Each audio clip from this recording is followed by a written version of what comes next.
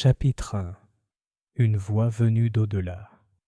Le brouillard de novembre 1894 s'était installé sur Londres tel un linceul, transformant notre ville familière en un royaume d'ombres changeantes et de sons étouffés.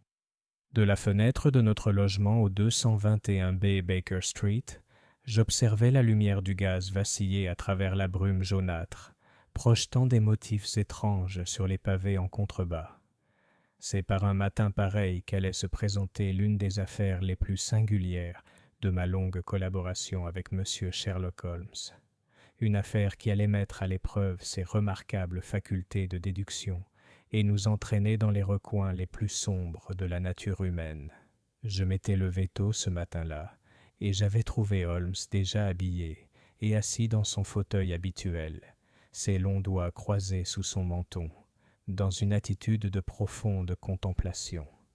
Les restes de son petit déjeuner gisaient intacts sur la table, et j'observais avec une certaine inquiétude la pâleur intense de ses traits, illuminés par les flammes dansantes de notre foyer. « Vous êtes réveillé depuis un certain temps, Holmes », risquai-je en m'installant en face de lui avec ma propre tasse de thé.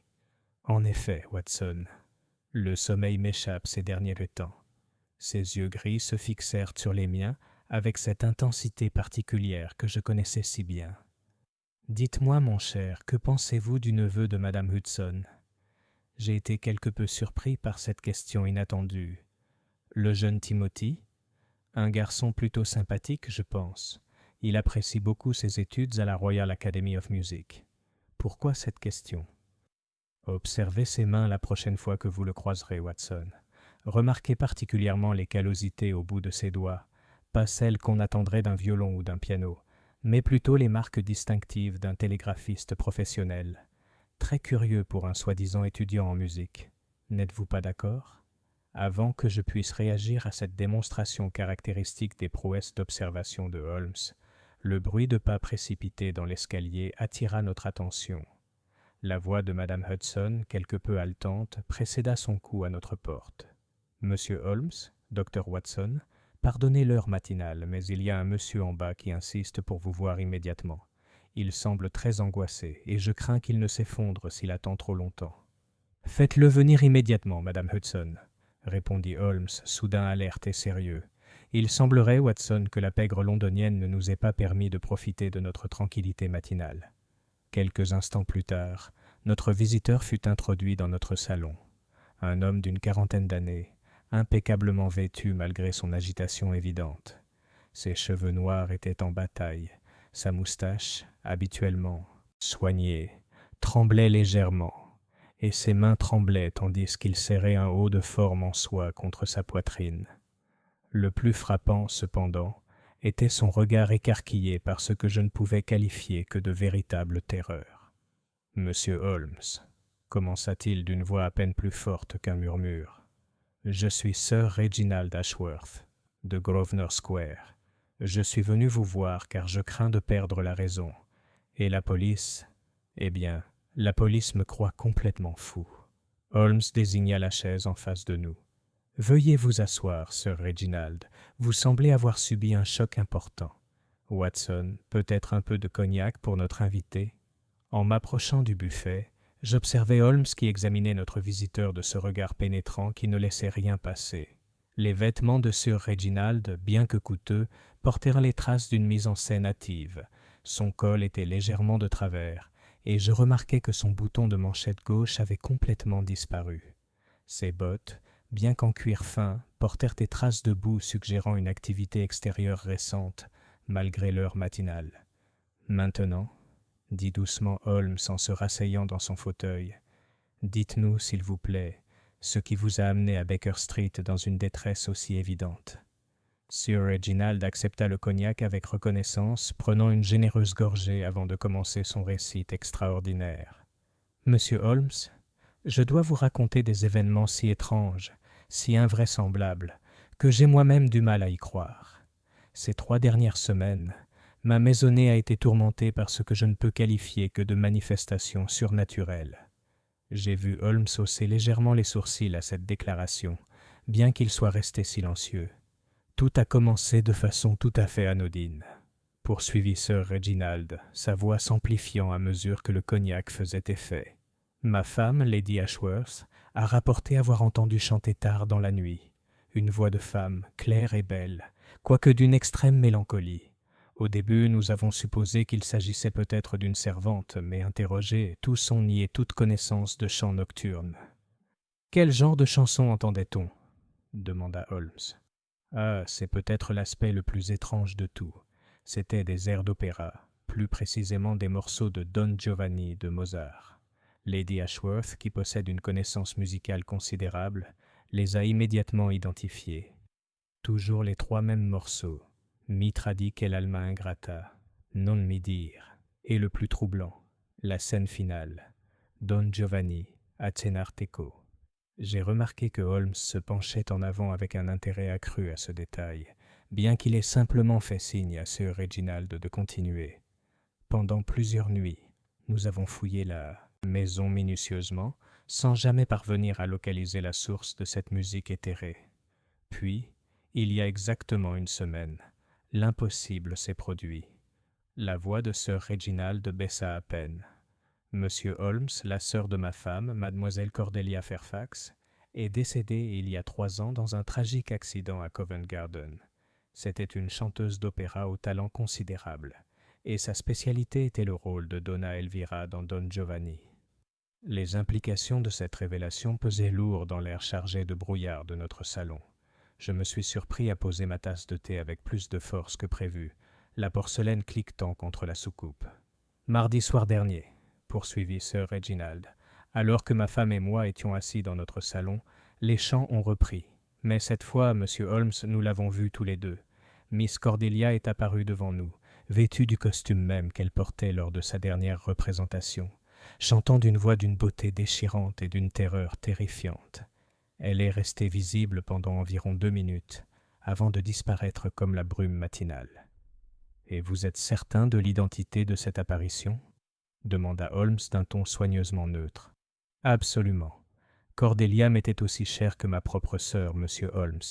Je la reconnaîtrais n'importe où, de mon vivant ou... » Il marqua une pause, déglutissant difficilement, « ou dans la mort. » Holmes se leva et s'approcha de la fenêtre, contemplant le brouillard tourbillonnant. « Dites-moi, Sir Reginald, quelle était la nature de l'accident de mademoiselle Fairfax à Covent Garden ? Elle est tombée de la galerie supérieure pendant une répétition générale. Le verdict du coroner était une mort accidentelle, même si des rumeurs circulaient. Il s'arrêta brusquement, comme s'il se reprenait avant d'en dire trop. « Des murmures de quelle nature ?» insista doucement Holmes. Sir Reginald s'agita, mal à l'aise, sur sa chaise. Il y avait eu quelques désagréments dans la compagnie. Jalousie, liaisons amoureuses. Cordelia avait récemment rompu ses fiançailles avec le ténor principal, un certain maestro Giovanni Benedetti. Il n'avait pas bien supporté ce refus et il y eut plusieurs scènes publiques. Mais vous ne pouvez tout de même pas penser... Je n'en pense rien pour l'instant, Sir Reginald. Je me contente de rassembler des faits.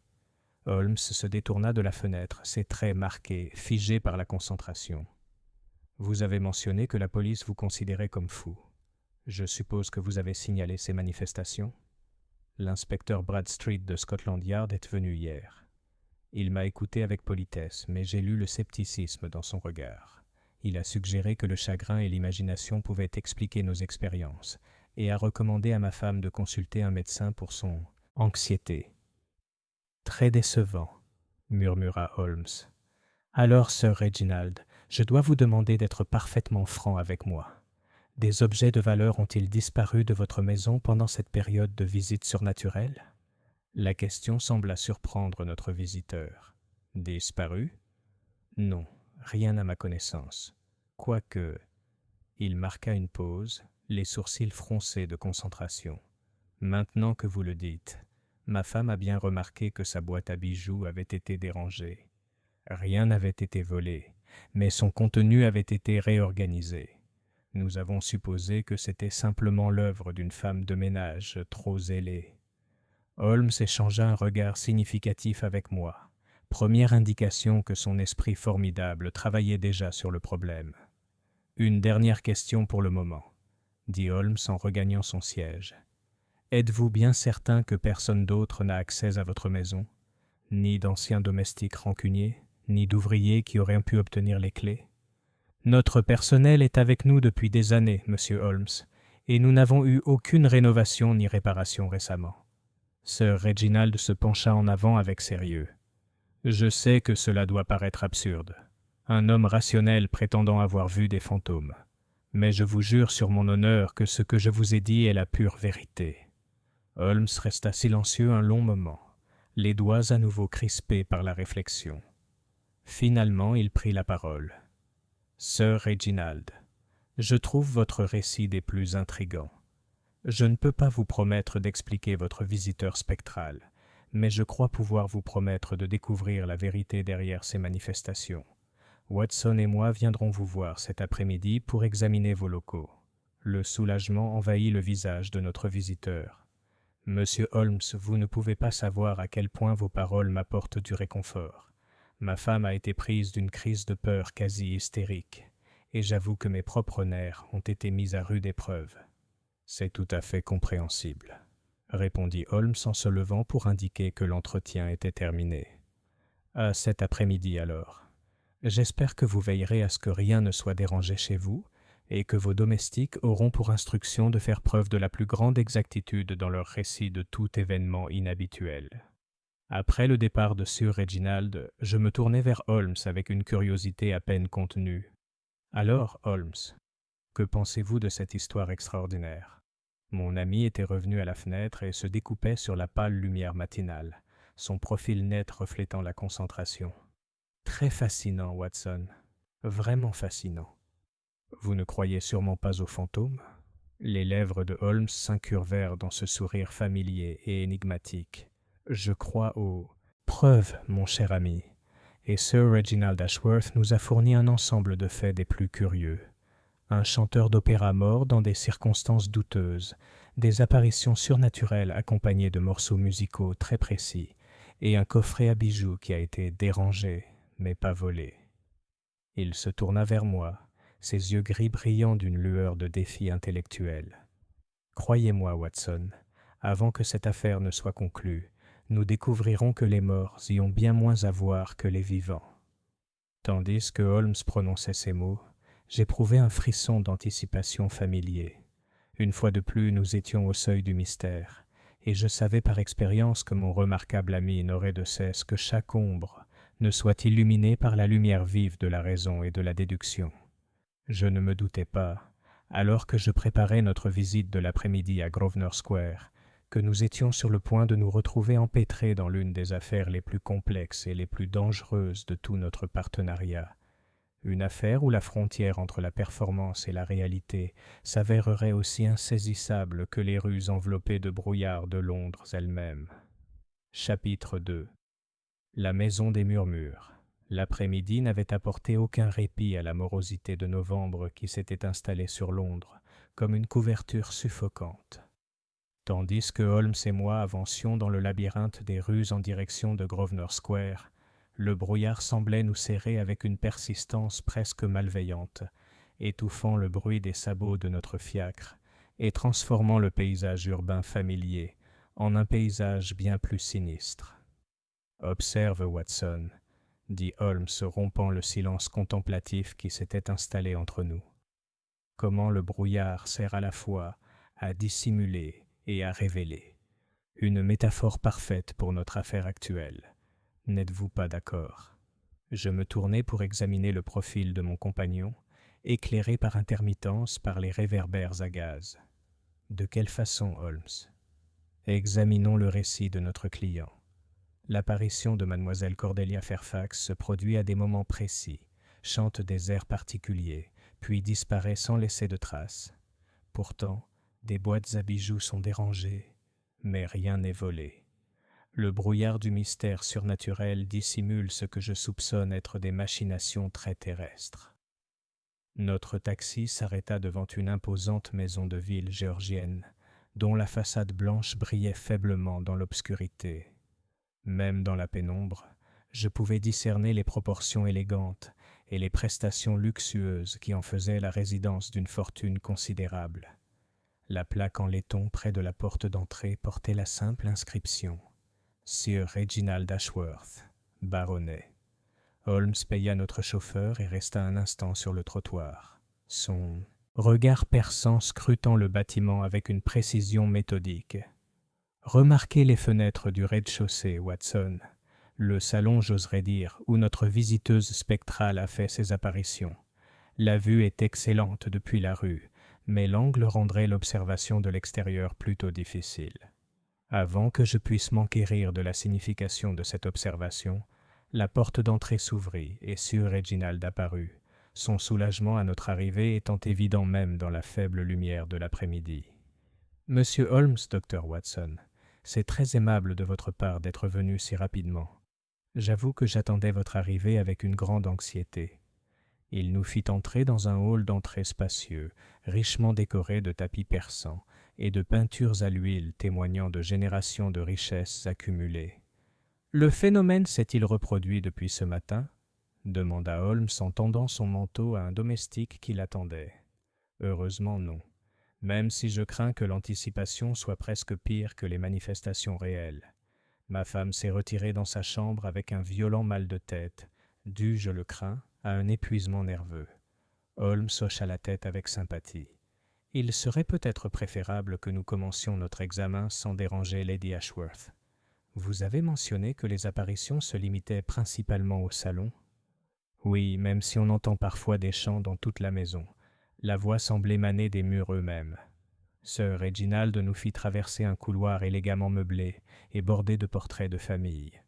Je dois préciser que j'ai pris la liberté de congédier les domestiques pour l'après-midi, comme vous l'avez suggéré. Seul Matthews, notre majordome, est resté, et il est dans la famille depuis plus de 20 ans. Nous entrâmes dans un magnifique salon, dont les hautes fenêtres étaient drapées d'un épais velours cramoisi. Un piano à queue occupait un coin, tandis que des fauteuils et des canapés confortables étaient disposés autour d'une cheminée en marbre. La pièce possédait cette atmosphère particulière d'attente feutrée que j'avais remarquée dans d'autres lieux où s'étaient produits des événements extraordinaires. Holmes se dirigea immédiatement vers le centre de la pièce, son regard perçant scrutant chaque détail. « C'est ici que l'apparition apparaît habituellement ?»« Oui, juste là, à côté du piano. Elle regarde toujours vers la cheminée, comme si elle jouait devant un public invisible. » La voix de Sir Reginald baissa à peine. La ressemblance avec Cordelia est indéniable. La même allure gracieuse, les mêmes gestes expressifs qu'elle employait dans ses performances. J'ai observé Holmes entreprendre ce que j'avais appris à reconnaître comme son examen systématique d'une scène de crime, même si, dans ce cas précis, aucun crime n'avait été commis. Il se déplaçait avec une grâce féline, ses longs doigts explorant les surfaces, son regard pénétrant notant des détails qui échapperaient à l'observation ordinaire. « Le piano » murmura Holmes en s'approchant de l'instrument. « A-t-on joué dessus récemment ?»« Ma femme s'amuse parfois avec des mélodies simples, même si elle n'est pas particulièrement douée. Rien n'atteint la complexité de ce que nous avons entendu lors de ces visites. » Holmes souleva le couvercle du piano et regarda à l'intérieur, puis passa ses doigts sur le clavier. « Curieux, » dit-il, sans toutefois préciser ce qui avait retenu son attention. S'approchant des fenêtres, Holmes examina les lourdes tentures avec une attention particulière, passant ses mains sur le tissu et testant les cordons qui contrôlaient leur mouvement. Ces rideaux, ont-ils été récemment nettoyés ou ajustés ? Pas à ma connaissance, mais vous pourriez vous renseigner auprès de Matthews. Il supervise tout l'entretien de la maison. Holmes hocha la tête et poursuivit son examen méthodique. Il passa un long moment à examiner le parquet près du piano, se mettant parfois à quatre pattes pour observer un détail infime, invisible à mon œil moins exercé. Devant la cheminée, il scruta le conduit à l'aide d'une bougie et en ressortit le visage maculé de suie, mais l'air pensif. « Les portraits de famille dans le couloir », dit Holmes en se dirigeant vers la porte. « J'ai remarqué celui d'une jeune femme qui ressemble étrangement à la description que vous avez faite de mademoiselle Fairfax. Ah oui, il s'agit de la sœur de ma femme, peinte il y a environ 5 ans, alors qu'elle était au sommet de sa carrière. Lady Ashworth a insisté pour qu'elle soit bien en évidence, malgré les souvenirs douloureux qu'elle évoque. Nous retournâmes dans le couloir, où Holmes étudia le portrait avec une concentration intense.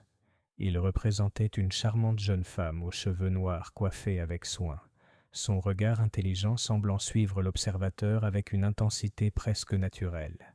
Elle portait une élégante robe du soir en soie bleu profond, et un collier de diamants scintillait à son cou. Une belle femme, observai-je. On peut facilement croire qu'elle possédait le magnétisme nécessaire au succès à l'opéra. En effet, murmura Holmes, bien que son attention semblât focalisée sur un détail du tableau qui m'avait échappé. Sir Reginald, ce collier faisait-il partie des possessions de mademoiselle Fairfax au moment de sa mort? Notre hôte examina le portrait de plus près. Je crois que oui. C'était un héritage familial, transmis par la grand-mère de Lady Ashworth. Pourquoi cette question? Curiosité professionnelle, répondit Holmes, même si je percevais dans sa voix une note particulière qui indiquait qu'il avait observé quelque chose d'important. Alors, j'aimerais beaucoup parler à votre majordome, si vous avez l'amabilité de le faire venir. Matthews se révéla être un homme d'une 60aine d'années, doté de cette dignité propre aux domestiques des plus belles maisons. Ses réponses aux questions de Holmes étaient les précises et mesurées, délivrées sur le ton cultivé d'un gentleman. Les manifestations surnaturelles ont commencé il y a environ 3 semaines, a-t-il confirmé. La maisonnée était considérablement perturbée, même si je m'efforçais autant que possible de maintenir une routine normale. Et vous-même avez été témoin de ces apparitions? Demanda Holmes. Matthews hésita un instant. J'ai entendu le chant à plusieurs reprises, monsieur. Quant à voir la dame elle-même, je ne peux pas l'affirmer avec une certitude absolue. Les conditions d'éclairage lors de ces incidents étaient assez mauvaises, et les yeux peuvent jouer de drôles de tours dans l'ombre et à la lueur des bougies. Formulé avec beaucoup de diplomatie, observa Holmes avec un léger sourire. Dites-moi, Matthews, avez-vous remarqué des perturbations dans la routine de la maison? Des domestiques au comportement étrange, des inconnus dans les parages, quelque chose d'inhabituel en dehors de ces visites fantomatiques? Eh bien, monsieur, il y a eu l'affaire de la fenêtre de la salle de musique. Je l'ai découverte déverrouillée il y a 3 matins, alors que j'étais certain qu'elle avait été correctement verrouillée la veille au soir. J'ai attribué cela au vent, bien que la nuit ait été calme. Holmes haussa légèrement les sourcils. Le salon de musique? J'ignorais qu'il y avait une telle pièce en plus du salon. Oh oui, monsieur. Lady Ashworth possède une salle de musique privée au 2e étage, où elle s'entraîne et conserve sa collection de partitions. Miss Fairfax l'utilisait souvent lors de ses visites, notamment pour préparer ses concerts. J'aimerais beaucoup examiner cette pièce, dit Holmes, et je pouvais détecter dans sa voix l'intérêt croissant qui précédait toujours un développement crucial dans ses investigations. La salle de musique s'avéra être un espace plus petit et plus intime que le salon du dessous, contenant un clavecin, plusieurs pupitres et des vitrines remplies de partitions et de partitions reliées. Là aussi, Holmes procéda à un examen minutieux, accordant une attention particulière à la fenêtre mentionnée par Matthews. Le mécanisme de verrouillage a été forcé récemment, annonça-t-il en passant son doigt sur la ferrure métallique. Regardez, Watson, des rayures récentes sur le laiton et de minuscules limailles sur le rebord de la fenêtre. Quelqu'un s'est introduit par cette fenêtre ces derniers jours. Sir Reginald parut sincèrement surpris par cette révélation. Mais un simple cambrioleur ne serait sûrement pas responsable de ces manifestations surnaturelles. Peut-être. Pas, répondit Holmes pensivement. Mais cela établit que votre maison a été violée par des moyens mortels, ce qui remet en cause la théorie d'une visite purement spirituelle. Alors que nous nous apprêtions à conclure notre examen, Holmes s'est dirigé vers les meubles à musique et a commencé à en étudier le contenu avec un intérêt évident. Une collection complète, a-t-il observé. J'y vois de nombreuses partitions de Don Giovanni, ainsi que d'autres opéras de Mozart. Les préférés de Cordelia, expliqua Sir Reginald. Elle était particulièrement passionnée par l'œuvre de Mozart. Holmes choisit une des partitions et l'ouvrit, révélant des pages couvertes de notations musicales, et, observai-je, de nombreuses annotations au crayon, apparemment d'une main féminine. Ces inscriptions, les notations de mademoiselle Fairfax? Oui, elle était très méticuleuse dans sa préparation. Elle prenait toujours des notes détaillées sur l'interprétation, le phrasé et l'accentuation dramatique. Holmes étudia les pages d'annotés avec la même intensité qu'il appliquerait à un message codé, son doigt parcourant les commentaires manuscrits. Soudain, il s'arrêta, son attention fixée sur un passage particulier. « Très intéressant », murmura-t-il sans toutefois révéler la nature de sa découverte. Il referma la partition, la remit à sa place et se tourna vers notre hôte. « Sir Reginald, je crois en avoir assez vu pour le moment. J'aurai besoin de temps pour réfléchir à ce que nous avons observé aujourd'hui. En attendant, je vous conseille vivement de faire changer vos serrures et de désigner un homme de confiance pour surveiller la maison pendant la nuit. » « Alors vous croyez que nous avons affaire à des intrus terrestres plutôt qu'à des forces surnaturelles ?» Les yeux gris de Holmes brillaient de satisfaction intellectuelle. « Je crois, Sir Reginald, que nous avons affaire à une supercherie des plus ingénieuses, soigneusement planifiée et exécutée par quelqu'un connaissant parfaitement votre foyer et les habitudes et préférences de votre défunte belle-sœur. » Alors que nous nous préparions à partir, je ne pus m'empêcher de remarquer que l'attitude de Holmes avait subtilement changé. La courtoisie légèrement sceptique dont il avait fait preuve lors de l'entretien du matin avait laissé place à l'intensité concentrée qui le caractérisait lorsqu'il s'approchait d'une solution. « Watson, » dit-il doucement tandis que nous attendions nos manteaux, « je crois que nous aurons besoin de nos revolvers avant la conclusion de cette affaire. Il y a ici des courants plus profonds que la simple tromperie théâtrale. » Le brouillard s'était épaissi pendant notre visite, et tandis que nous revenions dans les rues londoniennes de plus en plus sombres, je me demandais quelle sinistre intelligence se cachait derrière les manifestations fantomatiques de Grosvenor Square. Holmes garda son silence habituel durant le trajet, son profil aigu, figé dans des lignes de concentration, méditant sur les mystères que nous avions découverts. Ce n'est qu'en approchant de Baker Street qu'il a parlé à nouveau, sa voix à peine audible au-dessus du cliquetis des roues de notre taxi sur les pavés. « Demain, Watson, nous irons à Covent Garden. J'ai le sentiment que le fantôme de Miss Cordelia Fairfax aura une explication des plus matérielles et des plus dangereuses. » Chapitre 3. Les ombres de l'opéra. Le matin apporta un changement bienvenu dans l'atmosphère londonienne. Bien que le brouillard ne se fût pas entièrement dissipé, il s'était suffisamment dissipé pour permettre à de pâles rayons de soleil de percer l'obscurité, projetant de longues ombres sur les pavés, tandis que Holmes et moi nous dirigions vers Covent Garden. Le grand opéra se dressait devant nous, sa façade néoclassique imposante même en plein jour, mais dégageant une grandeur mélancolique particulièrement appropriée à notre mission macabre. « Dites-moi, Watson, » dit Holmes alors que nous approchions de la porte des artistes, « que savez-vous des circonstances entourant la mort de mademoiselle Fairfax ?» J'ai fouillé dans ma mémoire pour retrouver des détails sur ce qui avait fait, 3 ans auparavant, sensation dans la presse londonienne. Seulement ce qui avait été rapporté à l'époque, sa chute de la galerie supérieure lors d'une répétition générale. Il y avait des spéculations sur la stabilité des garde-corps, je crois, et des questions sur le respect des précautions de sécurité. « Ah, mais vous avez oublié le détail le plus intrigant, » répondit Holmes en sortant une coupure de journal pliée de la poche de son gilet. « J'ai pris la liberté d'enquêter sur le sujet au British Museum hier soir, après notre retour de Grosvenor Square. » La coupure jaunie provenait du Times, daté du 15 octobre 1891. Le titre disait « La mort tragique d'un chanteur d'opéra annule une répétition à Covent Garden ». J'ai parcouru rapidement l'article, notant les rares détails dont la presse disposait à l'époque. « Tenez, » dit Holmes en désignant un paragraphe précis.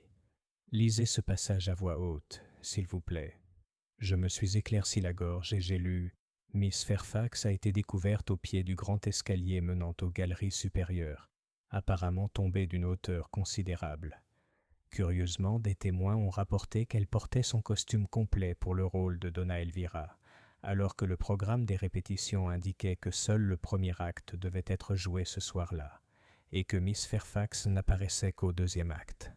Très éclairant, n'êtes-vous pas d'accord ? Holmes replia la coupure et la remit dans sa poche. Une chanteuse en costume complet pour une scène qu'elle n'était pas censée interpréter, retrouvée morte dans une zone du théâtre où elle n'avait pas été autorisée à entrer. Apparemment aucune raison de se trouver. Le coroner a peut-être conclu à une mort accidentelle, mais je soupçonne que certains nourrissaient des doutes. Notre entretien avait été organisé grâce au vaste réseau de contacts de Holmes, et nous fûmes accueillis à l'entrée des artistes par M. William Carmichael, régisseur de longue date du théâtre. C'était un homme corpulent d'âge mûr, avec cette expression constamment inquiète propre à ceux qui sont responsables des innombrables détails qui rendent possibles les productions théâtrales. « Messieurs, dit-il en nous faisant traverser un dédale de couloirs étroits imprégnés d'une odeur caractéristique de fard et de toile, je dois avouer que j'ai été quelque peu surpris de recevoir votre message. La pauvre Miss Fairfax est morte depuis 3 ans. Quel intérêt son tragique accident pourrait-il bien présenter pour des détectives consultants? Nous enquêtons sur certaines irrégularités qui pourraient être liées à sa mort, répondit Holmes avec diplomatie. J'ai cru comprendre que vous étiez présent le soir de l'accident. L'expression de Carmichael devint troublée. En effet, je l'étais, et j'espère ne jamais revivre une soirée plus pénible. Mademoiselle Fairfax était non seulement une artiste talentueuse, mais aussi une femme charmante, bienveillante envers les machinistes, patiente avec les chœurs, toujours professionnelle dans sa conduite. Il nous conduisit sur scène, où se déroulait une répétition pour ce qui semblait être une production wagnérienne. Les voix puissantes des interprètes emplissaient l'immense espace, créant une atmosphère de dévotion artistique quasi cathédrale. Elle ne devait jouer que le 2e acte ce soir-là, poursuivit Carmichael en baissant la voix pour ne pas perturber la répétition. Pourtant, elle est arrivée en avance, déjà en costume, prétextant vouloir revoir son jeu pour la scène finale. Chose inhabituelle car elle connaissait parfaitement le rôle. Elle l'avait interprété des dizaines de fois. Holmes hocha la tête, pensif. Et où a-t-elle été trouvée exactement? Carmichael désigna un escalier majestueux qui montait en courbe vers les étages supérieurs du théâtre. Au pied de cet escalier, monsieur Holmes, la rampe était desserrée. Plusieurs balustres s'étaient apparemment détachés de leur fixation. On a supposé qu'elle s'était appuyée dessus et qu'elle avait cédé. Y avait-il quelqu'un d'autre dans la salle à ce moment-là? Ah oui, toute la troupe était présente à la répétition. Une 40aine ou une 50aine de personnes en tout. Chanteurs, musiciens, machinistes, metteurs en scène. L'accident s'est produit pendant une pause entre les numéros, alors que les gens étaient dispersés dans le bâtiment. Holmes examina l'escalier avec sa minutie habituelle, passant ses mains le long de la rampe et étudiant l'angle des marches. La rampe a-t-elle été réparée depuis l'accident? Immédiatement après, oui. La direction était très préoccupée par la sécurité, comme vous pouvez l'imaginer. Toute la structure a été renforcée et les balustres mal fixés ont été remplacés. Très prudent, murmura Holmes. Dites-moi, monsieur Carmichael, y avait-il des tensions au sein de l'entreprise à l'époque, des jalousies professionnelles, des histoires d'amour, des disputes de rôle? L'expression du régisseur devint inconfortable. Eh bien, il y avait eu quelques désagréments concernant la vie privée de mademoiselle Fairfax. Elle avait récemment rompu ses fiançailles avec le maestro Giovanni Benedetti, notre ténor principal. Il n'a pas accepté sa décision de bonne grâce, j'en ai bien peur. De quelle manière? Des scènes publiques, pour la plupart, des disputes animées dans les couloirs, des déclarations d'amour indéfectibles pendant les répétitions, un manque total de professionnalisme, même s'il faut tenir compte de son tempérament artistique. Benedetti était et est un interprète au talent considérable, mais d'une nature volatile. L'intérêt de Holmes s'accrut visiblement. Il travaille toujours dans l'entreprise.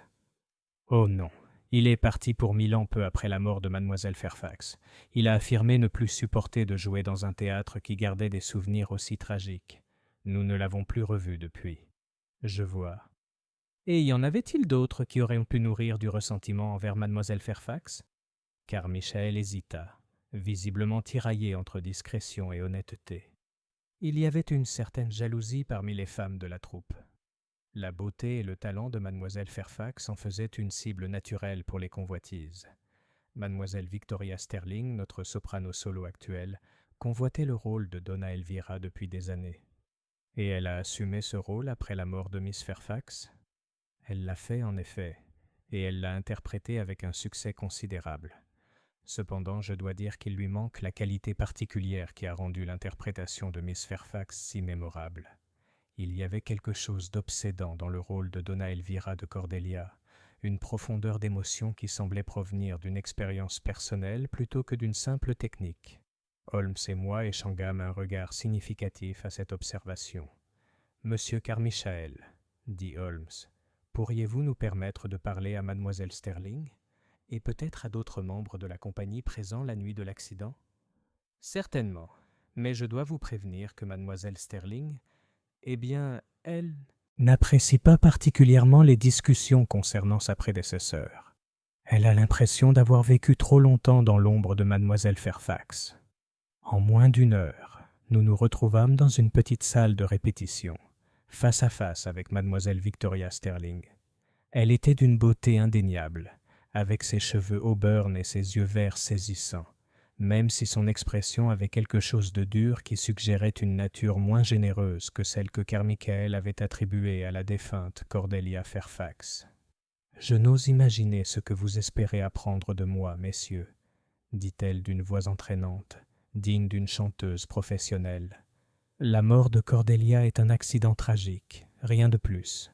Prétendre le contraire est à la fois insultant et vain. »« Nous ne suggérons rien, mademoiselle Sterling, » répondit Holmes d'un ton doux. « Nous cherchons simplement à mieux comprendre les circonstances. » « Étiez-vous présente ce soir-là ? » Je répétais dans la salle de chant en contrebas quand nous avons entendu du vacarme. Le temps que j'atteigne le rez-de-chaussée, la pauvre Cordelia avait déjà été découverte. Son ton exprimait ce qui semblait être un sincère regret, même si j'y percevais une autre nuance. Peut-être du soulagement. Avez-vous remarqué quelque chose d'inhabituel dans le comportement de mademoiselle Fairfax ce soir-là ? Madame Sterling réfléchit attentivement à la question. Elle semblait agitée, plus que d'habitude. Elle recevait des lettres anonymes, voyez-vous, des choses désagréables qui la perturbaient considérablement. C'était la première fois qu'une telle correspondance était mentionnée, et Holmes se pencha en avant, visiblement intéressé. Des lettres anonymes ? De quelle nature ? Menaçant, d'après ce que j'ai compris. Quelqu'un l'accusait de voler des rôles qui revenaient de droit à d'autres, la prévenant que son succès ne durerait pas indéfiniment. Cordelia était sincèrement effrayée, même si elle essayait de le cacher. Savez-vous si elle a signalé ces lettres aux autorités ? Je crois qu'elle en a parlé à M. Carmichael, mais je ne pense pas qu'elle ait impliqué la police. C'était une personne réservée, réticente à créer des scandales publics. Holmes nota quelque chose dans son carnet. Ces lettres. Savez-vous s'il en existe encore ? Je ne saurais le dire. Vous pourriez vous renseigner auprès de sa sœur, Lady Ashworth. Elles étaient très proches, et Cordelia s'est peut-être confiée à elle. Notre conversation avec mademoiselle Sterling se poursuivit un certain temps, mais elle ne nous apporta que peu d'informations supplémentaires significatives. Cependant, alors que nous nous apprêtions à partir, elle fit une remarque qui allait s'avérer des plus prémonitoires. « Monsieur Holmes, dit-elle, si vous enquêtez vraiment sur la mort de Cordelia, vous serez peut-être intéressé d'apprendre que le maestro Benedetti est récemment rentré à Londres. Je l'ai vu chez madame Tussaud la semaine dernière, mais il semblait surtout vouloir éviter d'être reconnu. Ni Holmes ni moi n'ignorions les implications de cette nouvelle. En retraversant les couloirs labyrinthiques de l'opéra, je constatai que l'esprit de mon ami s'activait furieusement sur ce nouveau développement. « Très éclairant, Watson, » dit-il alors que nous émergions dans la pâle lumière de l'après-midi. « Nous avons maintenant des lettres de menaces anonymes. Un prétendant est conduit au tempérament instable, une jalousie professionnelle et le retour opportun de notre principal suspect à Londres, juste au moment où ces manifestations surnaturelles commencent à empoisonner la maison Ashworth. Vous croyez que Benedetti est responsable des apparitions fantomatiques ? Je crois, mon cher ami, que nous avons affaire à un plan de vengeance des plus élaborés, planifié depuis 3 ans. Mais d'abord, nous devons vérifier les affirmations de mademoiselle Sterling concernant ces lettres de menace. Je suggère que nous fassions une nouvelle visite à Grosvenor Square. Chapitre 4. Lettre de la tombe. Le voyage de retour vers Grosvenor Square trouva Holmes dans une humeur des plus contemplatives. Il resta silencieux tout au long de notre promenade en fiacre, ses traits anguleux dessinés par une intense concentration, ses yeux gris fixés sur un paysage intérieur de déduction et d'analyse. J'avais appris par longue expérience à ne pas interrompre ces moments de réflexion, car ils précédaient invariablement une avancée décisive dans son raisonnement. Alors que notre taxi s'arrêtait devant la résidence Ashworth, Holmes prit soudain la parole. « Watson, je voudrais que vous observiez Lady Ashworth avec la plus grande attention durant notre entretien. Observez particulièrement ses réactions lorsque nous évoquons la correspondance de sa sœur et les circonstances de sa mort. Je soupçonne que nous n'avons pas entendu toute la vérité sur les dernières semaines de mademoiselle Fairfax. » Le majordome, Matthews, nous fit entrer avec sa dignité habituelle, même si je remarquai que son calme habituel semblait quelque peu tendu. « Sir Reginald est à son club, messieurs, mais Lady Ashworth a exprimé sa volonté de vous recevoir. Je dois toutefois vous avertir que madame reste dans un état de santé fragile suite aux récents événements. » On nous fit entrer dans un petit salon plus intime que le grand salon que nous avions visité la veille. Lady Ashworth se leva pour nous accueillir, une femme d'environ 35 ans, avec les mêmes cheveux noirs et le même regard intelligent que le portrait de sa sœur avait si vivement saisi. Cependant, là où le tableau reflétait vitalité et assurance, le visage de Lady Ashworth portait les marques évidentes d'une anxiété et d'un chagrin prolongé. « Monsieur Holmes, docteur Watson, » dit-elle d'une voix aux accents cultivés de l'aristocratie, bien que légèrement tremblante de nervosité.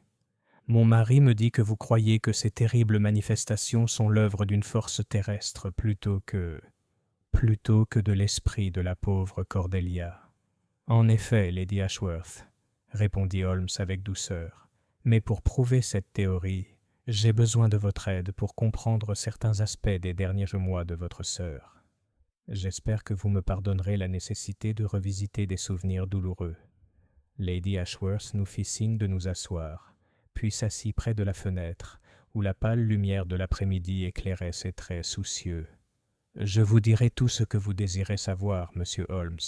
S'il existe la moindre possibilité que quelqu'un de vivant soit responsable des tourments infligés à ma famille, alors justice doit être rendue. » Holmes se pencha légèrement en avant, son attitude à la fois sympathique et professionnelle. « On m'a dit que mademoiselle Fairfax avait reçu des lettres de menaces anonymes durant ces dernières semaines. Êtes-vous au courant de cette correspondance ?» La réaction de Lady Ashworth fut immédiate et révélatrice.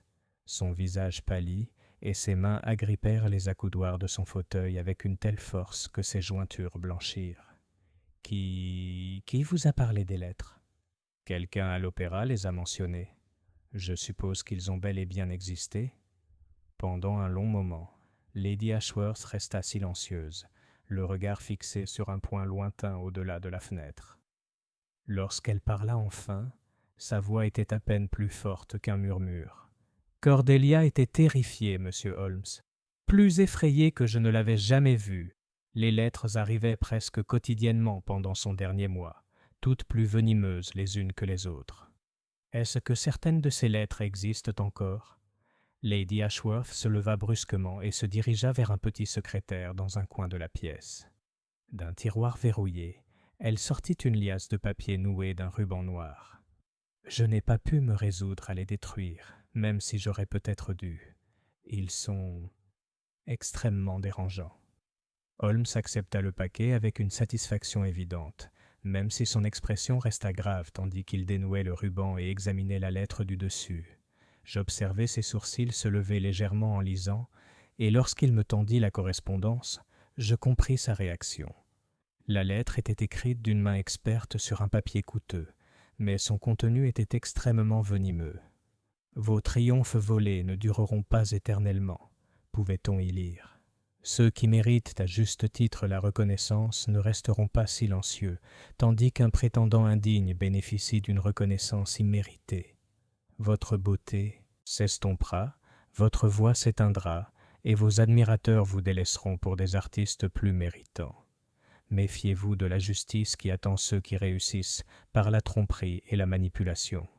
Il existe peut-être une douzaine de communications similaires, dit Lady Ashworth en reprenant sa place, chacune plus menaçante que la précédente. La dernière lettre. Elle frissonna visiblement. La dernière lettre mentionnait explicitement la mort comme seule punition appropriée pour ses crimes présumés. Holmes examina chaque lettre avec un soin méticuleux, les tenant parfois à la lumière ou étudiant les filigranes à la loupe. « Très instructif », murmura-t-il. « Le papier est de fabrication continentale, italien, sauf erreur de ma part.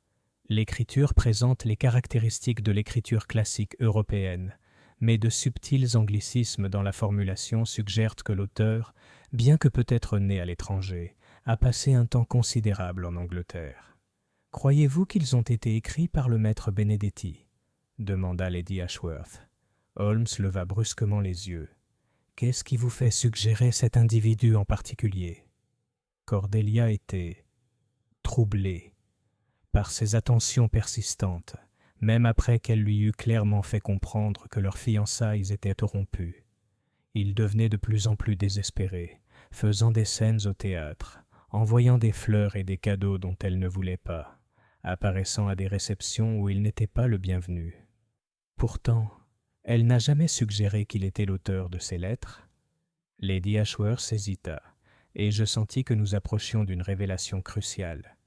Pas directement, non. Mais durant ces dernières semaines, elle a dit se sentir observée, suivie. Elle était convaincue que quelqu'un observait ses faits et gestes, découvrant ses habitudes. Un jour, elle fut certaine d'avoir aperçu une silhouette familière rôder près de chez nous, tard dans la nuit. Mais lorsqu'elle regarda à nouveau, la personne avait disparu. Holmes se renversa dans son fauteuil, les doigts croisés, perdu dans ses pensées. « Lady Ashworth, je dois vous interroger sur les bijoux de votre sœur, plus précisément sur un collier de diamants qui figure sur son portrait. »« Les diamants Fairfax, » répondit immédiatement Lady Ashworth. « Ils étaient dans notre famille depuis des générations, transmis de génération en génération. Cordelia les portait lors de la plupart de ses grandes représentations. Elle disait qu'ils lui portaient chance. Et où sont ces diamants maintenant ? » Encore une fois, cette hésitation révélatrice. Ils ont disparu la nuit de sa mort. Cordelia ne les portait pas lorsqu'on l'a retrouvée, et pourtant elle les avait mis avant de partir pour le théâtre ce soir-là. Je les ai vus moi-même alors qu'elle s'apprêtait à partir. Holmes et moi avons échangé des regards chargés de sens. C'était une autre pièce du puzzle, qui suggérait des motivations allant au-delà de la simple vengeance pour une demande en mariage refusée. Les diamants avaient-ils de la valeur ? Tout à fait. Elles ont été estimées il y a plusieurs années à près de 5000 livres. Mais leur valeur sentimentale était bien plus grande. Elles avaient été portées par 3 générations de femmes de famille, dont notre grand-mère, qui était également une chanteuse accomplie. Holmes prit quelques notes dans son carnet avant de poursuivre. « Lady Ashworth, ces manifestations qui ont affligé votre foyer, avez-vous réellement vu l'apparition de vos propres yeux ?»« 2 fois, » répondit-elle d'une voix chuchotée. « Les 2 fois dans le salon, exactement comme mon mari l'a décrit. La ressemblance avec Cordelia était troublante, jusque dans sa façon de tenir ses mains en chantant, la légère inclinaison de sa tête dans les passages les plus émouvants. Si je ne savais pas que c'était impossible, je jurerais que c'était bien l'esprit de ma sœur. » « Et le costume qu'elle portait lors de ses apparitions ?» ?»« Son costume de Donna Elvira dans Don Giovanni, celui qu'elle portait à sa mort. La robe de soie bleue aux broderies argentées, les pantoufles assorties, et même les gants blancs qu'elle portait toujours pour ce rôle. » Holmes resta assis en silence pendant plusieurs minutes, le regard fixé sur les lettres anonymes étalées devant lui. Finalement, il leva les yeux vers notre hôtesse avec une expression de profonde inquiétude. « Lady Ashworth, je crois que votre famille court un danger considérable. Le responsable de ces manifestations a déployé des efforts extraordinaires pour créer cette supercherie, et une planification aussi élaborée suggère des motivations qui vont bien au-delà de la simple supercherie théâtrale. Je vous exhorte vivement à envisager de quitter cette maison, vous et Sir Reginald, jusqu'à ce que l'affaire soit résolue. » Les yeux de Lady Ashworth s'écarquillèrent d'inquiétude. « Mais s'il ne s'agit que d'un canular élaboré… »« Je crains que ce soit bien plus que cela, » répondit Holmes d'un ton sombre. « Quelqu'un a systématiquement étudié les habitudes de votre sœur, ses performances, jusqu'aux détails les plus intimes de son apparence et de ses manières. Cela suggère soit une obsession, soit un objectif très précis nécessitant cette étrange imitation. Dans les deux cas, je soupçonne que ces manifestations ne sont que la phase préliminaire d'un plan plus vaste et plus dangereux. » Comme pour appuyer l'avertissement de Holmes, un bruit de verre brisé résonna soudain dans la maison, suivi d'un cri perçant. Lady Ashworth bondit sur ses pieds, le visage blême de terreur, tandis que Holmes et moi nous levions aussitôt et nous dirigions vers la source du trouble. « Le salon !» haleta Lady Ashworth. « Ça venait du salon. » Nous avons traversé les couloirs à toute vitesse, Lady Ashworth nous suivant de près, et avons fait irruption dans le grand salon où nous avions mené notre examen la veille. Le spectacle qui nous attendait était celui d'une destruction minutieuse. Plusieurs ornements de valeur gisaient brisés sur le sol. Les lourds rideaux avaient été arrachés de leur tenture, et sur le miroir au-dessus de la cheminée, quelqu'un avait écrit avec ce qui semblait être du sang. « Les morts ne reposent pas tant que justice n'est pas faite. » Mais le plus troublant de tout fut ce que nous avons trouvé sur le piano. Une seule rose blanche, comme celle qu'on pourrait laisser sur une tombe, et à côté, un programme de la production de 1891 de Don Giovanni à Covent Garden, avec le nom de Miss Cordelia Fairfax entouré à l'encre rouge. Holmes examina la scène avec sa précision méthodique habituelle, même si je pouvais voir que même son sang-froid de fer était quelque peu ébranlé par l'audace théâtrale de cette démonstration.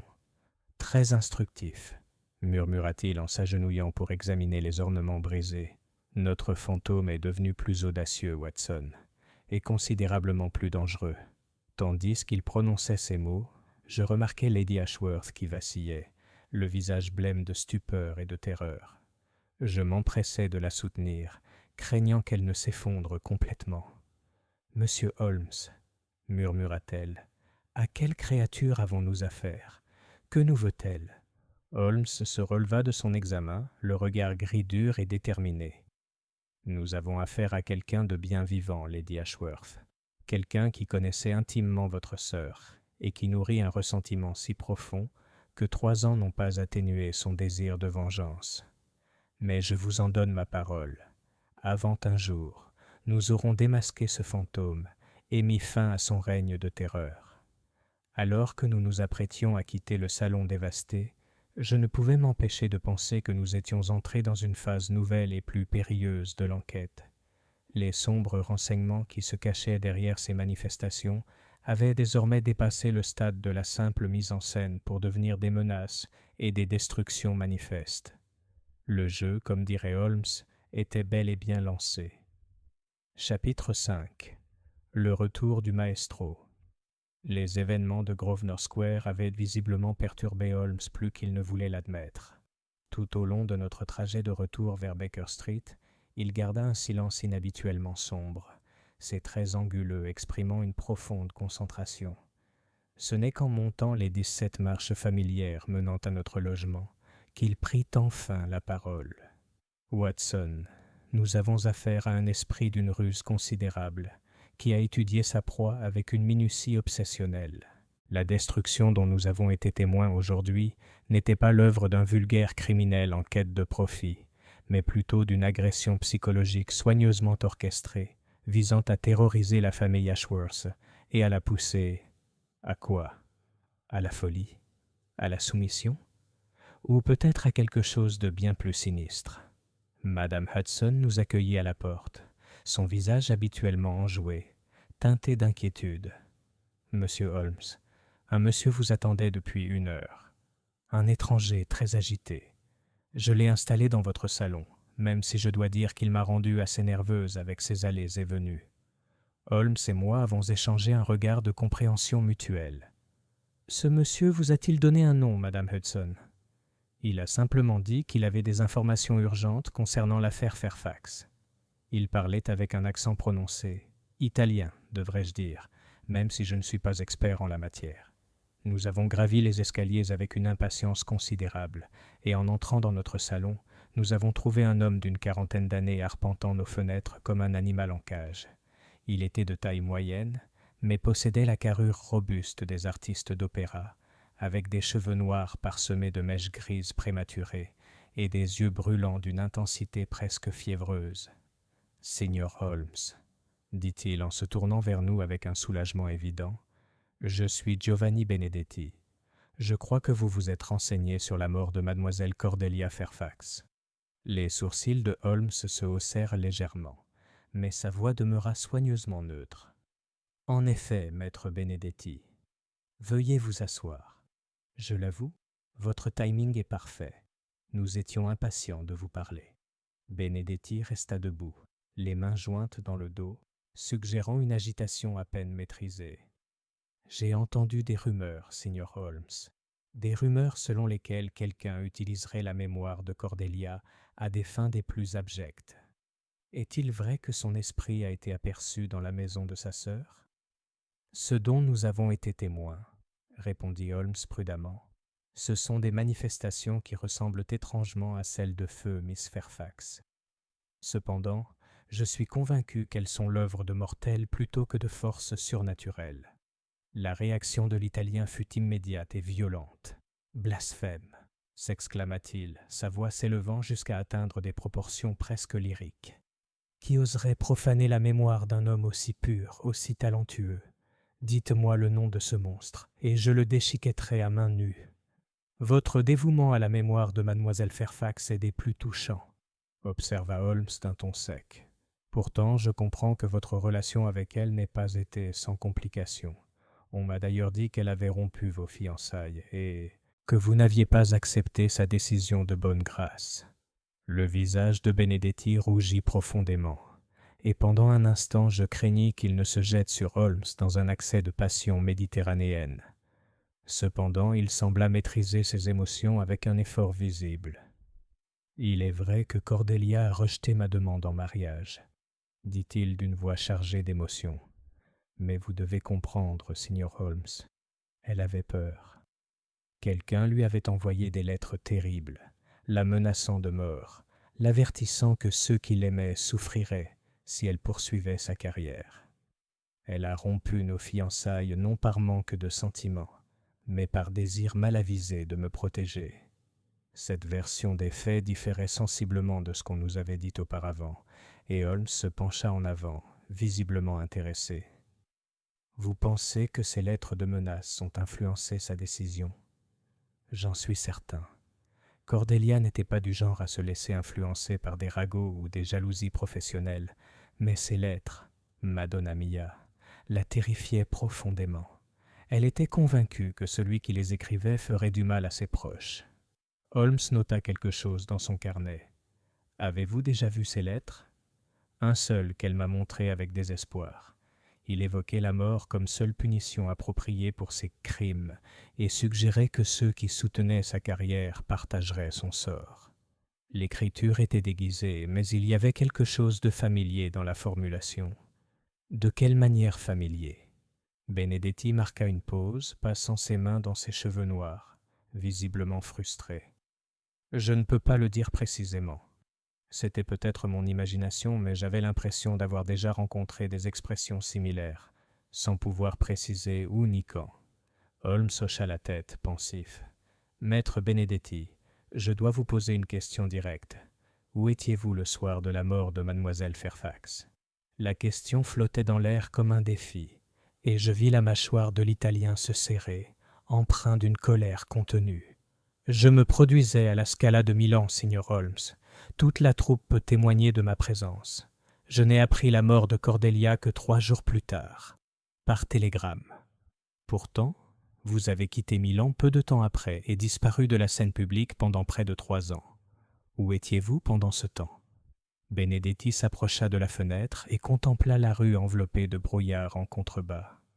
Lorsqu'il parla, sa voix était lourde de chagrin, et semblait emplie d'une véritable angoisse.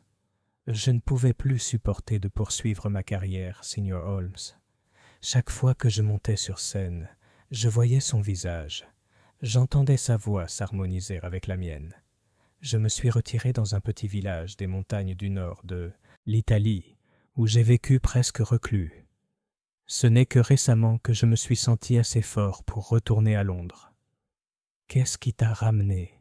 Des rumeurs, des murmures circulaient dans le milieu musical, des histoires selon lesquelles le fantôme de Cordelia avait été aperçu, sa voix entendue chanter les airs qu'elle aimait le plus. Je n'ai eu de cesse que je ne découvre la vérité sur ces histoires. Holmes étudia l'italien avec ses yeux gris pénétrants, qui semblaient y lire au plus profond de l'âme. « Et que pensez-vous de ces manifestations, maestro ? S'ils sont réels, si l'esprit de Cordelia marche vraiment parmi les vivants, alors elle doit chercher justice pour son meurtre. » Le mot flottait entre nous comme une lame d'épée, tranchante et dangereuse. Holmes se renversa dans son fauteuil, les doigts croisés, pensif. « Meurtre, maestro ? C'est une accusation grave. Le coroner a conclu à un accident. » Benedetti se détourna de la fenêtre, ses yeux sombres brillant de conviction. Cordelia n'était pas une femme insouciante, Signor Holmes. Elle avait joué sur cette scène des centaines de fois, connaissait chaque rampe, chaque marche, chaque danger potentiel. Qu'elle tombe de la galerie supérieure. C'est impossible, à moins qu'elle n'ait été poussée ou que la rampe n'ait été volontairement affaiblie. Avez-vous des preuves pour étayer cette théorie ? Je ne connais que Cordelia elle-même, mais je vous le dis, quiconque utilise aujourd'hui son image, sa voix, son essence même pour terroriser sa famille, connaît des détails que seule une personne intimement liée à elle pourrait connaître. Sa façon de bouger, ses gestes, le timbre précis de sa voix dans chaque registre. Ce ne sont pas des choses que l'on peut apprendre par simple observation. Holmes hocha lentement la tête. Très perspicace, maestro. En effet, la précision de ces imitations suggère soit une intervention surnaturelle, ce que je rejette par principe, soit l'œuvre de quelqu'un qui a étudié Miss Fairfax avec une attention obsessionnelle aux détails. « Il y avait une telle personne, » dit doucement Benedetti. Holmes se redressa sur sa chaise. « Vraiment ? Veuillez nous éclairer. » Mademoiselle Victoria Sterling, qui a interprété de nombreux rôles de Cordelia depuis sa mort. Durant les mois précédant l'accident de Cordelia, Victoria passait des heures à étudier ses performances, affirmant vouloir apprendre d'une collègue plus expérimentée. Elle assistait à chaque répétition, à chaque représentation, prenait des notes et observait chaque mouvement et chaque geste de Cordelia. Pourtant, Miss Sterling a parlé de Miss Fairfax avec une affection apparente lorsque nous l'avons interviewée hier. Le rire de Benedetti était amer. Victoria Sterling est une actrice accomplie, Signor Holmes, et aussi une chanteuse. Elle a passé toute sa carrière dans l'ombre. D'artiste plus talentueux, toujours la doublure, jamais la vedette.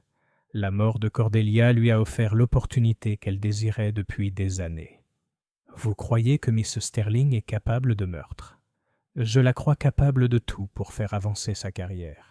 Et je sais qu'elle nourrissait envers Cordelia un ressentiment qui allait bien au-delà de la jalousie professionnelle. Holmes prit quelques notes supplémentaires avant de lever les yeux vers notre visiteur. « Maestro Benedetti, seriez-vous prêt à nous aider à démasquer le responsable de ces manifestations ? Je considère cela à la fois comme un honneur et un devoir sacré, » répondit solennellement l'Italien. « Que voulez-vous que je fasse ? Pour l'instant, rien. Mais j'aurais peut-être besoin de vos connaissances particulières en technique lyrique et du style d'interprétation de Mademoiselle Fairfax. Où puis-je vous joindre ?» Benedetti lui donna l'adresse d'un modeste logement à Bloomsbury, puis se prépara à prendre congé. Arrivé à la porte, il se retourna cependant, l'air profondément inquiet. « Signor Holmes, il y a autre chose que vous devez savoir. Hier soir, en passant devant la résidence Ashworth, j'ai aperçu une silhouette qui observait la maison depuis l'ombre de l'autre côté de la place. Lorsque cette personne a compris qu'elle avait été remarquée, elle a disparu avec une rapidité remarquable. Mais pendant ce bref instant, j'ai été certain d'avoir reconnu la silhouette. Et qui croyais-tu avoir vu ? Mademoiselle Victoria Sterling, bien qu'elle soit habillée d'une manière bien différente de son élégance habituelle. Plutôt comme une femme active. Ou peut-être... Il marqua une pause, comme si cette pensée le perturbait. Ou peut-être comme quelqu'un qui souhaite éviter d'être reconnu tout en effectuant une surveillance. Après le départ de Benedetti, Holmes resta assis quelques minutes dans un silence contemplatif, prenant parfois des notes ou consultant les lettres anonymes que nous avions reçues de Lady Ashworth. Finalement, il leva vers moi un regard de satisfaction sinistre. « La toile s'embrouille, Watson, mais elle est aussi plus révélatrice. Nous avons maintenant 2 suspects, chacun accusant l'autre de nourrir des intentions meurtrières envers mademoiselle Fairfax. Pourtant, je soupçonne que ni Benedetti ni mademoiselle Sterling ne sont notre fantôme, même si l'un d'eux en sait peut-être plus sur le véritable coupable qu'il ne l'a admis. Qu'est-ce qui vous rend si sûr de vous ? Examinez les preuves, mon cher ami. Les manifestations ont commencé il y a seulement 3 semaines, et pourtant Benedetti affirme avoir vécu en isolement italien jusqu'à récemment, tandis que mademoiselle Sterling s'est produite régulièrement à Covent Garden pendant cette période. Ni l'un ni l'autre n'aurait pu assurer la surveillance étendue de la maison Ashworth que ces tromperies élaborées exigeaient manifestement. Holmes se leva et se dirigea vers son appareil de chimie, où il commença à préparer ce qui semblait être une analyse complexe des lettres anonymes. Non, Watson, nous avons affaire à quelqu'un d'autre, quelqu'un qui était resté caché dans l'ombre pendant que d'autres attirèrent les soupçons. Mais je crois commencer à percevoir les contours de leur complot, et il est plus diabolique que je ne l'avais initialement imaginé. Alors que le soir tombait sur Londres, apportant avec lui le brouillard et l'ombre familier, je me demandais quelles nouvelles horreurs nous attendaient dans cette affaire de plus en plus complexe. L'assurance de Holmes était rassurante, mais je ne pouvais m'empêcher de penser que nous étions entraînés plus profondément dans un réseau de tromperies qui risquait de nous enfermer tous. Chapitre 6. L'observateur dans l'ombre. À mon réveil le lendemain matin, je trouvais Holmes déjà absent de notre logement. Madame Hudson m'avait pourtant informé qu'il était parti avant l'aube, avec pour instruction d'attendre son retour. Ce comportement n'était pas inhabituel pour mon ami lorsqu'il était en pleine enquête, mais quelque chose dans l'attitude de Madame Hudson laissait penser que son départ avait été précipité, même selon ses critères. « Il a reçu un message au petit matin », m'expliqua-t-elle en me servant mon petit déjeuner. « Il est arrivé par messager spécial, en effet. » Après l'avoir lu, M. Holmes s'est habillé avec une hâte inhabituelle et est parti sans même prendre son thé du matin. J'avais à peine fini mes œufs quand Holmes revint, le visage sombre et son apparence habituellement impeccable quelque peu négligée. Il y avait de la boue sur ses bottes et une petite déchirure dans la manche de son manteau, suggérant qu'il avait été occupé à des activités plus intenses que son activité matinale habituelle. « Watson, dit-il sans préambule, nous avons gravement sous-estimé notre adversaire. Les événements ont pris une tournure des plus sinistres, et je crains que le temps ne soit désormais notre ennemi. » Il s'est jeté sur sa chaise et a accepté la tasse de thé que je lui ai servie avec des mains qui, je l'ai remarqué, tremblaient légèrement. Une manifestation d'agitation des plus inhabituelles chez quelqu'un d'habituellement si contrôlé. « Que s'est-il passé, Holmes ? » J'ai appris à 4 heures ce matin que Victoria Sterling avait été retrouvée inconsciente dans sa loge à Covent Garden, apparemment victime d'une agression.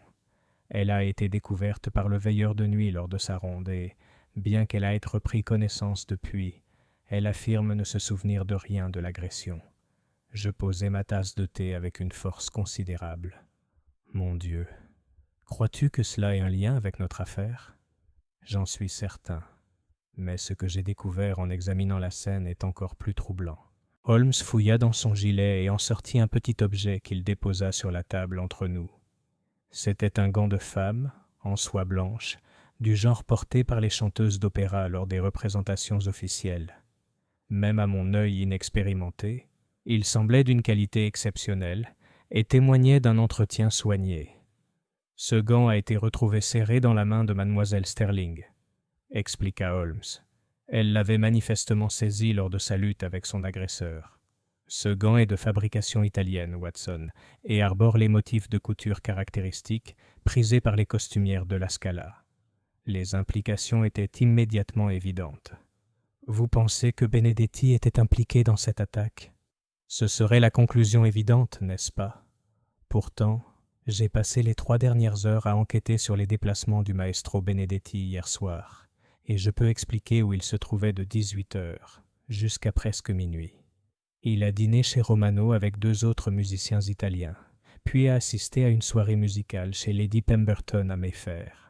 Sa présence a été constatée par pas moins de 20 témoins.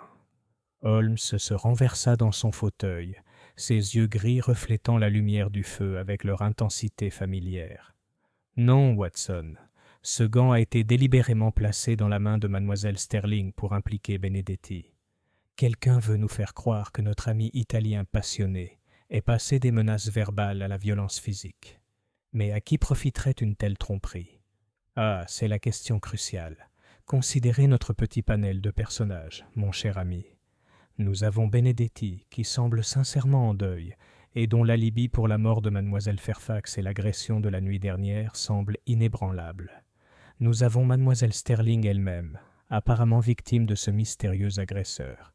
Et nous avons l'auteur inconnu des lettres de menace, qui est jusqu'ici resté dans l'ombre.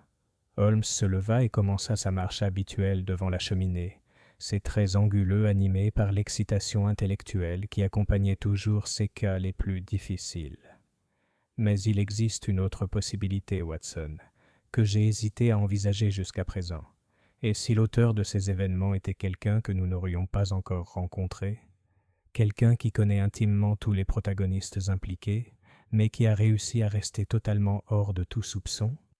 Avant que je puisse répondre à cette intrigante spéculation, la voix de Madame Hudson retentit d'en bas, annonçant un autre visiteur. Quelques instants plus tard, Sir Reginald Ashworth fut introduit dans notre salon, son calme habituel remplacé par une panique évidente. « Monsieur Holmes, dit-il, légèrement essoufflé par sa montée précipitée de l'escalier, vous devez venir immédiatement. Ma femme, Lady Ashworth, a disparu. » Holmes s'arrêta aussitôt de faire les 100 pas, toute son attention étant concentrée sur notre cliente en détresse. « Quand avez-vous constaté son absence? » Ce matin, alors que je venais m'enquérir de son état de santé, elle s'était couchée tôt la veille, prétextant un épuisement dû aux événements désagréables de la veille. Comme elle ne s'était pas présentée au petit déjeuner, je me suis inquiété et j'ai demandé à Matthews de vérifier sa chambre. Son lit était vide et plusieurs de ses affaires avaient disparu. Quel genre d'effets personnels? Une valise de voyage, des vêtements et... Sir Reginald marqua une pause, le visage blême, et les diamants Fairfax. Ils étaient conservés dans le coffre de mon bureau, mais ce matin, j'ai trouvé le coffre ouvert et le collier disparu. Holmes et moi avons échangé des regards chargés de sens. Un développement inattendu a jeté un tout autre éclairage sur l'affaire.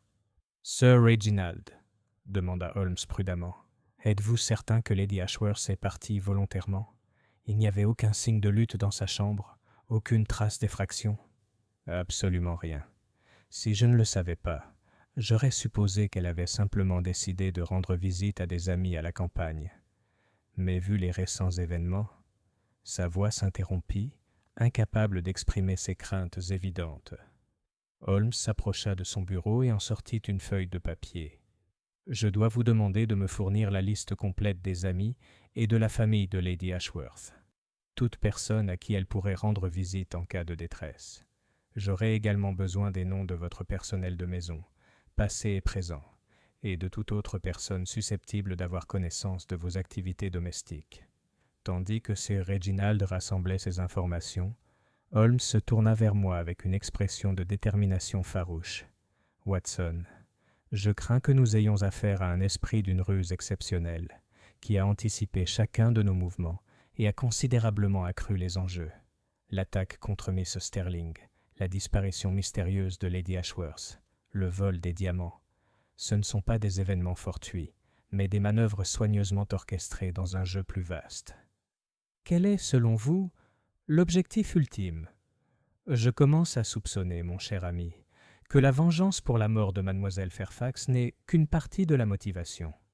Le vol de ces diamants suggère que notre adversaire a des motivations financières, mais aussi émotionnelle, pour cette mascarade élaborée.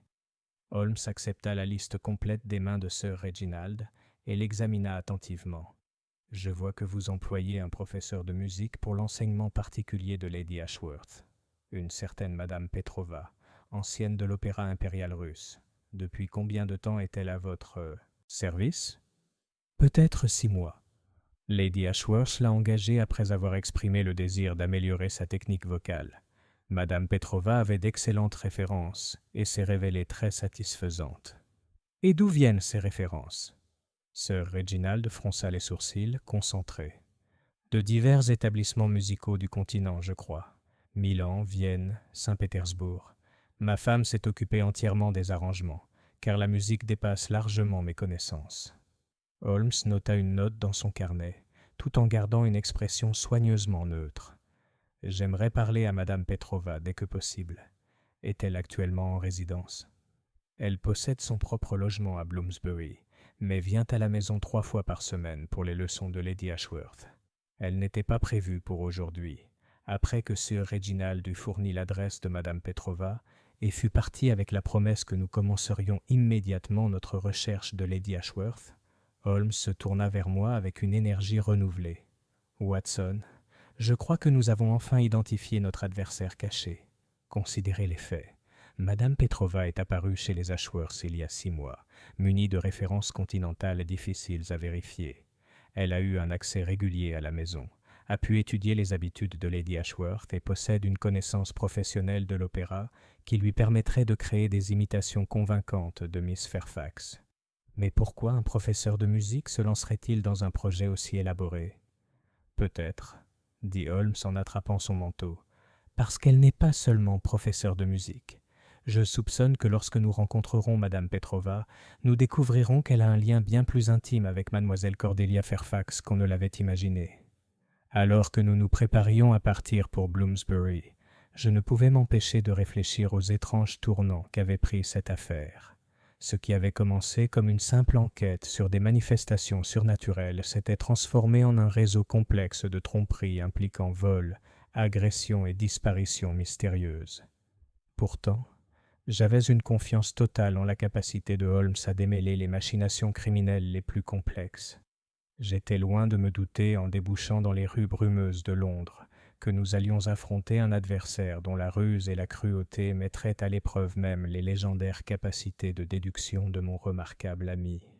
Le jeu était bel et bien engagé, mais je commençais à soupçonner que nous n'étions pas les chasseurs dans cette course-poursuite, mais les proies. Notre fiacre sillonnait les rues sinueuses avec une hâte délibérée, nous emportant vers ce que j'espérais être la résolution de ce mystère de plus en plus périlleux. Holmes était assis à côté de moi, dans un silence contemplatif, son profil net se découpant sur la pâle lumière matinale, tandis que par la fenêtre, Londres poursuivait son antique danse de commerce et d'intrigue, inconsciente du sombre drame qui se déroulait en son sein. Alors que nous approchions de Bloomsbury, Holmes se pencha soudain en avant et s'adressa à notre chauffeur. « Arrêtez-vous ici, » ordonna-t-il. « Nous ferons le reste du trajet à pied. J'ai le sentiment qu'une approche directe n'est peut-être pas conseillée dans ce cas précis. » La prudence dans sa voix me fit froid dans le dos, et je me surpris à vérifier que mon revolver de service était bien rangé dans son étui. Quoi qu'il nous attende chez Madame Petrova, je soupçonnais qu'il faudrait réunir toutes nos compétences et notre courage pour en sortir indemnes. Chapitre 7. Le secret du professeur de musique. La rue de Bloomsbury où logeait Madame Petrova était typique de ce quartier respectable. D'étroites maisons géorgiennes serrées les unes contre les autres, comme les volumes d'une bibliothèque bien ordonnée, leurs façades de briques noircies par des décennies de suie londonienne. À mesure que nous approchions du numéro 47, Holmes se montrait de plus en plus circonspect, son œil perçant scrutant les fenêtres et les portes à la recherche de tout signe de surveillance ou d'activité inhabituelle. « Observe, Watson », murmura-t-il en s'arrêtant sous un lampadaire pour examiner une feuille de papier. « J'ai mené des recherches sur notre mystérieux professeur de musique, et ce que j'ai découvert est des plus éclairants. » Il m'a remis un télégramme portant le sceau de l'Opéra de Milan. Le message était bref mais significatif. Aucune trace de Madame Elena Petrova dans notre emploi. Les références fournies à un client londonien sont frauduleuses. Une extrême prudence est recommandée. Mon Dieu, murmurai-je, alors elle a complètement trompé les Ashworth. En effet, et si mes soupçons s'avèrent fondés, sa tromperie va bien au-delà d'une simple affaire de faux papiers. Holmes replia le télégramme et le remit dans sa poche. Mais nous devons agir avec prudence, Watson. Si Lady Ashworth s'est retenue contre son gré, une approche précipitée pourrait la mettre en danger de mort. Nous nous étions postés en face de la pension, dissimulés à l'ombre d'un platane dont les branches nues offraient une excellente couverture pour notre surveillance. Le bâtiment paraissait silencieux, ses fenêtres sombres, à l'exception d'une faible lueur provenant de ce qui semblait être une chambre au 2e étage. « La propriétaire », dit soudain Holmes en désignant d'un signe de tête une femme corpulente qui avait surgi de l'entrée principale avec un panier de provisions. Une occasion de reconnaissance se présente. Holmes s'approcha de la femme avec l'air réservé d'un gentleman cherchant son chemin, et je l'observai engager avec elle une conversation apparemment informelle. Quelques minutes plus tard, il était revenu à notre position avec des renseignements qui allaient s'avérer cruciaux pour notre compréhension de l'affaire. « Très instructif », rapporta-t-il. « Madame Pembroke, car c'est le nom de la propriétaire, confirme que Madame Petrova est locataire depuis environ 8 mois, bien qu'elle soit absente depuis 3 jours. Plus important encore, Madame Pembroke a mentionné que sa locataire a récemment reçu une visiteuse, une dame de qualité arrivée hier soir dans un état de grande détresse. Lady Ashworth ? Presque certainement. Madame Pembroke a décrit une femme qui lui ressemblait parfaitement, même si elle a remarqué que la visiteuse semblait réticente à quitter sa chambre et avait refusé toute offre de rafraîchissement. Holmes étudia le bâtiment avec une intensité renouvelée, son regard perçant scrutant chaque détail architectural. « Watson, je veux que vous vous placiez à l'arrière du bâtiment pendant que j'approche par l'avant. Si mon analyse est correcte, Madame Petrova, ou qui qu'elle soit, tentera de fuir si elle est confrontée. Nous devons nous assurer que toutes les voies de fuite sont bloquées. » Je me suis frayé un chemin dans l'étroite ruelle qui donnait accès à l'arrière du bâtiment, remarquant avec un intérêt professionnel l'escalier de secours qui offrait une alternative depuis les étages supérieurs.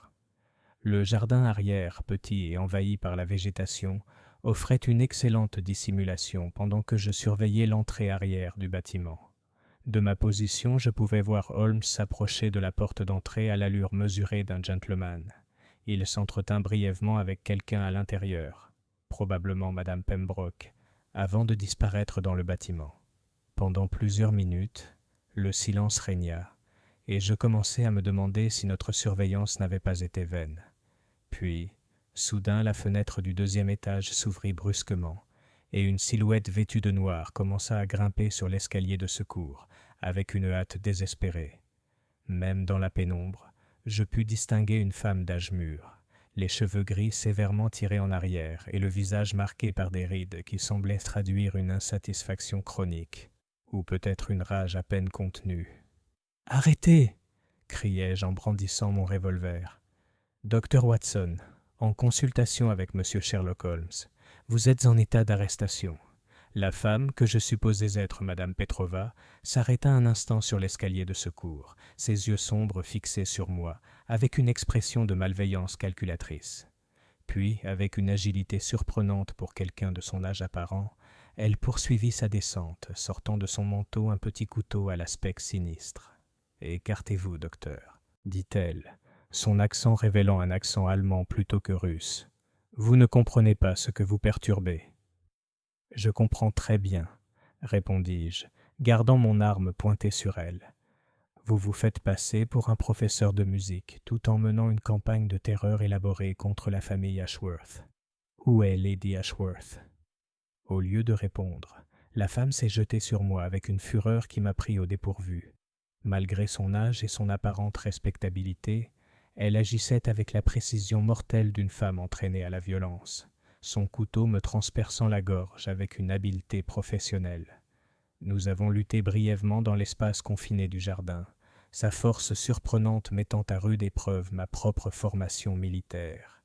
Seule l'intervention opportune de Holmes, qui avait entendu le vacarme et s'était précipité à mon secours, a empêché ce qui aurait pu être une conclusion des plus malheureuses à notre enquête.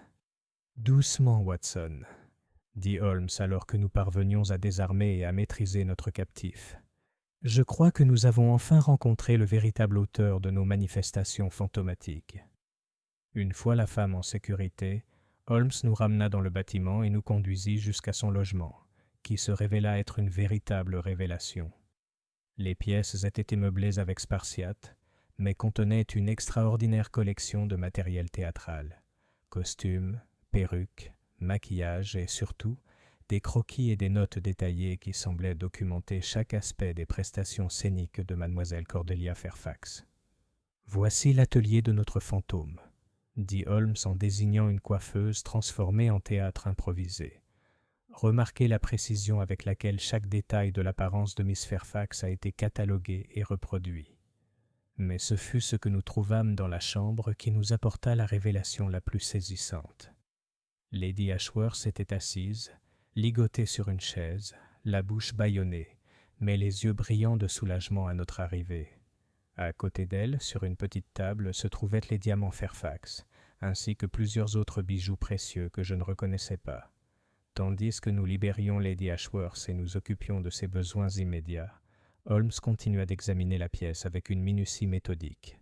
D'un tiroir verrouillé du bureau, il sortit une série de documents qui allaient éclaircir tout le mystère. « Très instructif », murmura-t-il en étudiant ce qui semblait être une correspondance en plusieurs langues. « Watson, je crois que nous avons découvert non seulement un cas d'usurpation d'identité et de vol, mais quelque chose de bien plus complexe, une conspiration qui remonte aux origines mêmes de la carrière de mademoiselle Fairfax. Lady Ashworth, bien que bouleversée par son épreuve, a pu nous fournir des informations cruciales sur sa captivité. « Elle m'a forcé à venir ici », a-t-elle expliqué, la voix tremblante d'épuisement et de peur. Elle a prétendu avoir découvert des preuves de l'identité des responsables des tourments infligés à notre maisonnée et avoir besoin de mon aide pour les démasquer. Mais une fois arrivée, elle a révélé ses véritables intentions. Lesquelles étaient vengeance, monsieur Holmes, une vengeance terrible, dévorante contre ma sœur pour ce qu'elle croyait être des torts commis des années auparavant. Lady Ashworth regarda notre captive avec une expression mêlée de peur et de pitié. Elle est complètement folle, je crois. Elle parlait constamment d'injustice qui n'existait que dans son imagination dérangée. Holmes s'agenouilla près de la femme qui gardait un silence maussade depuis sa capture. « Je pense qu'il est temps d'être totalement honnête, madame, même si je soupçonne que ce n'est pas votre vrai nom. Qui êtes-vous et quel était votre lien avec mademoiselle Cordelia Fairfax ?» Pendant un long moment, la femme fixa Holmes avec une haine non dissimulée. Puis, comme si elle comprenait qu'il était inutile de continuer à le tromper, elle commença à parler d'une voix chargée d'amertume et de rage longtemps contenue. « Je m'appelle Greta Zimmermann, dit-elle. J'étais la professeure de chant de Cordelia Fairfax à Vienne, avant qu'elle ne connaisse son immense succès. Je l'ai formée, j'ai façonné son talent. J'ai fait d'elle l'artiste qu'elle est devenue. Et comment ai-je été récompensé pour mon dévouement? Elle m'a abandonné, m'a volé mes méthodes et mes techniques, et s'est attribué le mérite de réalisation qui me revenait de droit. Holmes hocha la tête pensivement. Et c'est ainsi que vous avez conçu ce plan de vengeance élaboré. Vous êtes fait passer pour son fantôme pour terroriser sa famille, tout en volant leurs objets de valeur, afin de compenser ce que vous croyiez devoir. Elle me devait tout, gronda Zimmermann. Sans ma formation, elle serait restée une médiocre chanteuse provinciale. J'ai créé Cordelia Fairfax, et elle m'a abandonné comme un vieux costume lorsqu'elle n'a plus eu besoin de mes services. Pourtant, votre vengeance s'est étendue bien au-delà de Miss Fairfax elle-même, observa Holmes. Vous avez terrorisé des innocents, commis des vols et des enlèvements, et même organisé l'agression de Miss Sterling afin d'impliquer Maestro Benedetti. Les yeux de Zimmermann brillaient d'une satisfaction malicieuse. Ils ont tous profité de son succès, sa famille, ses collègues, ses admirateurs. Pourquoi devrait-il continuer à bénéficier de ce qui me revenait de droit? Tandis que Holmes poursuivait son interrogatoire, je m'émerveillais de l'intensité de l'obsession et du ressentiment qui avaient repoussé cette femme à de telles extrémités. Sa connaissance des techniques lyriques, combinée à des années d'études des performances de Miss Fairfax, lui avait permis de créer des imitations si convaincantes que même ceux qui connaissaient intimement la chanteuse décédée avaient été trompés. Les lettres anonymes, dit Holmes en montrant le paquet que nous avions reçu de Lady Ashworth. Votre œuvre, je suppose? Une phase préliminaire, admit Zimmerman, fier de sa ruse. J'avais besoin de comprendre l'état d'esprit de Cordelia, de connaître ses peurs et ses vulnérabilités. Les lettres ont admirablement rempli cet objectif. Et la mort de mademoiselle Fairfax? Ça faisait aussi partie de votre plan? Pour la première fois, le sang-froid de Zimmerman se brisa légèrement. Non, dit-elle doucement. Sa mort était inattendue. Mais elle m'a fourni l'occasion idéale de réclamer ce qu'elle m'avait volé et de punir ceux qui avaient départagé son succès immérité. Holmes prit quelques notes dans son carnet, puis se tourna vers Lady Ashworth avec une expression de douce inquiétude. « Je crois, madame, que votre calvaire est enfin terminé. Cette femme devra répondre de ses crimes, et vous n'avez plus à craindre les manifestations qui ont ravagé votre foyer. » Alors que nous nous préparions à convoquer les autorités et à organiser l'arrestation de Zimmerman, je ne pouvais m'empêcher de réfléchir au tragique gâchis de talent et de potentiel que représentait cette affaire. Il s'agissait d'une femme dotée de compétences et de connaissances authentiques, mais dont l'amertume et l'obsession l'avaient transformée en une criminelle des plus calculatrices. « Watson, » dit Holmes tandis que nous attendions l'arrivée de l'inspecteur Lestrade, « cette affaire nous a appris que les fantômes les plus dangereux ne sont pas ceux des morts, mais ceux créés par les vivants, des spectres de ressentiment, de jalousie et d'ambition contrariées qui peuvent pousser même les individus les plus respectables à des actes d'une malveillance extraordinaire. J'étais loin de me douter, alors que nous terminions cette phase de notre enquête, que l'histoire du fantôme chanteur était loin d'être terminée. La capture de Greta Zimmerman avait résolu le mystère initial, mais il restait des secrets plus sombres à découvrir. Des secrets qui remettaient en question tout ce que nous pensions savoir sur la mort de mademoiselle Cordelia Fairfax.